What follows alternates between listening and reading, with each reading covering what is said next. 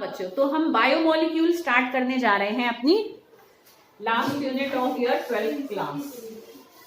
तो बायोमोलिक्यूल्स में देखो बेटा, सबसे पहले हम इसका मतलब ही समझेंगे कि बायोमोलिक्यूल्स क्या होते हैं। हाँ बेटा, बच्चों तुम्हें बोलना नहीं है, फिर ये इसमें तो रिकॉर्ड हो जाएंगे तुम्हारी आवाजें, ठीक है। तो बायोमोलिक्यूल्स देखो बेसिकली क्या होते हैं, देखो नाम से तुम्हें समझ में आ रहा होगा, बायो मतलब बायोलॉजिकल मॉलिक्यूल्स, ठीक है। मतलब ऐसे मॉलिक्यूल्स जो कि नॉन लिविंग हैं। जैसे देखो खाली प्रोटीन है या खाली कार्बोहाइड्रेट है या खाली हमारे पास जैसे फैट्स हैं, ठीक है ना, विटामिन हैं। तो ये जो भी चीजें हैं ये कोई लिविंग थिंग नहीं है ना। मैं कहूं कि भाई मेरे पास स्टार्च है, जैसे एक आलू रखा है, आलू में से स्टार्च मैंने बाहर निकाल दिया, तो हम ये तो नहीं कहेंगे कि वो एक लिविंग थिंग है। समझ रहे हो बेटा। मतलब ऐसे कॉम्प्लेक्स लाइफलेस मॉलिक्यूल, मतलब बहुत कॉम्प्लिकेटेड मॉलिक्यूल्स हैं, स्ट्रक्चर बड़े कॉम्प्लेक्स हैं इनके और लाइफलेस हैं, इनके अंदर खुद कोई लाइफ नहीं है। बट जब वो एक जगह इकट्ठे हो जाते हैं तो एक लाइफ को क्रिएट करने के लिए रेस्पॉन्सिबल हो जाते हैं। They can create life when they get together. समझ रहे हो बेटा। तो उन मॉलिक्यूल्स को which are responsible for the biological life, which are responsible for एक तरीके से बायोलॉजी ऑफ एनी ऑर्गेनिज्म। समझ में आ रही बेटा बात। तो उन सब मॉलिक्यूल्स को जो कि लाइफ के लिए रेस्पॉन्सिबल हैं, कि जिनकी वजह से ही लाइफ एक बन जाती है, पैदा हो जाती है, तो उन सबको हम क्या कहते हैं, बायो मॉलिक्यूल्स कहते हैं, ठीक है। कि those complex lifeless molecules which are responsible for a life are called biomolecules. तो हम इसमें कार्बोहाइड्रेट्स पढ़ेंगे, प्रोटीन्स पढ़ेंगे, न्यूक्लिक एसिड्स पढ़ेंगे, विटामिन पढ़ेंगे, ठीक है। मेन हमें ये 4 करने हैं। बहुत पहले फैट्स भी थे इसमें, पर अब वो निकल चुके हैं, ठीक है।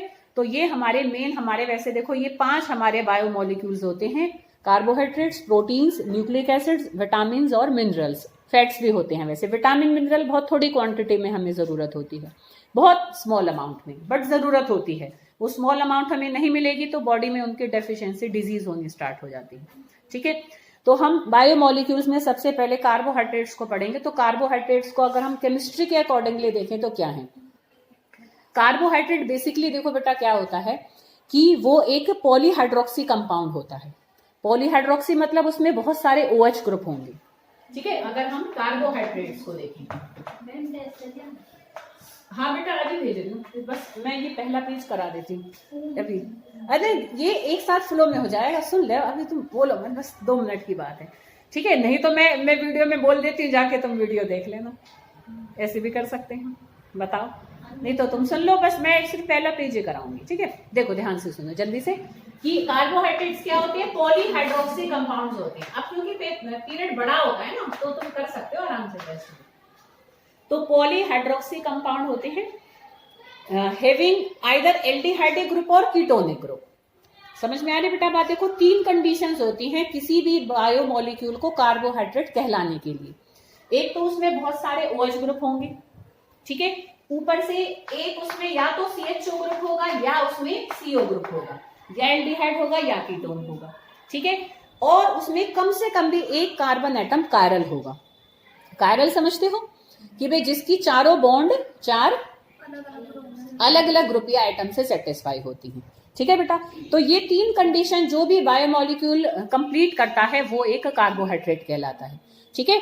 तो तुम देख सकते हो पॉलीहाइड्रोक्सी एल्डिहाइड्स और polyhydroxy ketones having at least 1 chiral carbon atom, एक तो हम उनको कहते हैं कार्बोहाइड्रेट, ठीक बात। अच्छा, अब कुछ ऐसे भी होते हैं कार्बोहाइड्रेट कि जब हम उसको देखेंगे तो हमें उनमें ये सारी चीजें नजर नहीं आएंगी, पर हमने पानी डाल दिया, पानी डालने के बाद जो हमें इस तरीके का कंपोनेंट दे दें, कौन से वाले, जो ये 3 कंडीशंस को कंप्लीट कर रहे हो, तो आफ्टर हाइड्रोलाइसिस जो हमें इस तरीके के मॉलिक्यूल्स दे देते हैं वो भी कार्बोहाइड्रेट होते हैं।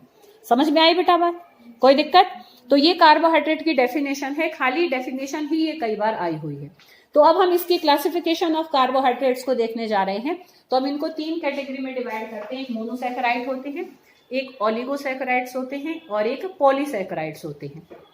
तो इन तीनों में क्या फर्क होता है, देखो अभी अभी मैंने बोला कि पानी डालने से जो दे देते हैं, ठीक है। अब ऐसे समझो कि जो कार्बोहाइड्रेट का जो एक पॉलीसैकेराइड वाला हिस्सा है, जो तीसरा है उसकी क्लास, वो एक पॉलीमर है। पॉलीमर समझते हो, मतलब ऐसे छोटी छोटी बहुत सारी यूनिट से मिलकर बन रहा है। ठीक है, अब ऐसे समझो कि जैसे पॉलीसैकेराइड में ये 1 2 3 4 5 6 मतलब हजारों लाखों जुड़े रहते हैं पॉलीसैकेराइड्स में ऐसे मोनोमर्स। मैं पानी डालती जाऊंगी तो ये अलग होते जाएंगे, अलग होते जाएंगे, अलग होकर जो बिल्कुल छोटी हमारी यूनिट बचेगी, जो सबसे सिंपलेस्ट हमारा एक तरीके से फॉर्म निकल कर आएगी किसी पॉलीसैकेराइड में पानी डालने के बाद, जो बिल्कुल एक एक सिंगल यूनिट बाहर निकल कर आएंगी, वो मोनोसैकेराइड्स होते हैं। समझ में आ रही बेटा बात? मतलब कार्बोहाइड्रेट, मोनोसैकेराइड, पॉलीसैकेराइड, ओलिगोसैकेराइड, तीनों ही क्या हैं? कार्बोहाइड्रेट हैं। पर कार्बोहाइड्रेट की जो पॉलीमेरिक फॉर्म है, जिसमें ज्यादा से ज्यादा आपस में जो जुड़े हुए हैं, कौन जुड़े हुए हैं? मोनोसैकेराइड्स जुड़े हुए हैं। तो बहुत सारे मोनोसैकेराइड्स जब आपस में जुड़ते चले जाते हैं तो वो एक पॉलीसैकेराइड बनता है। इंडिविजुअल जो सबसे सिंपलेस्ट कार्बोहाइड्रेट होगा वो तो मोनोसैकेराइड होगा। ठीक है, तो simplest carbohydrate which can't be hydrolysed further. अब जो अकेली एक यूनिट निकल जाएगी उसमें पानी डालने से तो हमें फर्दर और कार्बोहाइड्रेट तो नहीं मिलेगा ना। समझ रहे बेटा? तो जो सिंपलेस्ट कार्बोहाइड्रेट होते हैं which can't be further hydrolysed, उनको हम मोनोसैकेराइड्स कहते हैं। ठीक है, जिसमें कि भाई 3 कार्बन भी हो सकते हैं, 4 भी हो सकता है, 5, जैसे कि ग्लूकोज है वो एक मोनोसैकेराइड होता है, 6 कार्बन का बना हुआ होता है। उसका स्ट्रक्चर भी अभी हम करेंगे कल। ठीक है बेटा, अरे बात समझ में? तो हमारे जो सिंपलेस्ट कार्बोहाइड्रेट होते हैं वो तो होते हैं मोनोसैकेराइड्स। अब वो वाले कार्बोहाइड्रेट्स जो पानी डालने से हमें 2 से लेकर 10 मोनोसैकेराइड यूनिट्स दे सकते हैं, वो होते हैं ओलिगोसैकेराइड्स। वो कौन से होते हैं? ओलिगोसैकेराइड। कुछ कुछ इनके एग्जाम्पल भी याद रखना बेटा, जैसे कि मोनोसैकेराइड के ग्लूकोज है, फ्रक्टोज है, ठीक है, गैलेक्टोज है, ये मोनोसैकेराइड के एग्जाम्पल्स हैं। और ओलिगोसैकेराइड में तुम्हारा एक लैक्टोज आ जाएगा, ठीक है, एक माल्टोज आ जाएगा और एक हमारा सुक्रोज आ जाएगा। मेन तो ये 3 एग्जाम्पल होते हैं हमारे किसके? ओलिगोसैकेराइड के। तो ओलिगोसैकेराइड आया समझ में? जो पानी डालने से 2 से लेकर 10 मोनोसैकेराइड की यूनिट्स हमें दे देते हैं वो होते हैं ओलिगोसैकेराइड्स।